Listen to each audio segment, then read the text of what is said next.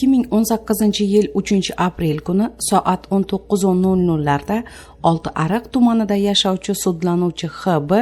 o'zining yashash uyi hojatxonasida sog'lom qizaloqni dunyoga keltiradi. 1 oylik kelinchak ushbu holatdan sharmanda bo'lishdan qo'rqib, chaqalog'ini qasddan o'ldirish maqsadida uni hojatxona ichiga tashlab yuborib, chaqaloqni yashirish maqsadida hojatxona ichiga xom va pishgan g'isht bo'laklarini chaqaloqni ustiga tashlab yuborgan. Shundan so'ng X.B.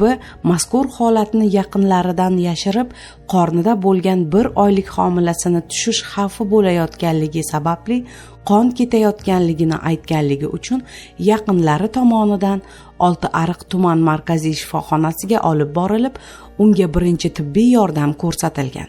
Bu vaqtda xonadonda qolgan fuqaro F.M. hojatxona ichidan chaqaloq yig'isi kelayotganligini eshitib, hojatxona ichida bo'lgan chaqaloqni qo'shnilar yordamida olib chiqib, tuman markaziy shifoxonasiga olib borgan. Oltiariq tuman markaziy shifoxonasida chaqaloqqa ko'rsatilgan birinchi tibbiy yordam natijasida chaqaloqning hayoti saqlab qolinib, X.B. ning jinoiy qilmishi oshkor bo'ladi. Sudda sudlanuvchi X.B. aybiga to'liq iqror bo'ldi va qilmishidan chin ko'ngildan pushaymonligini aytdi.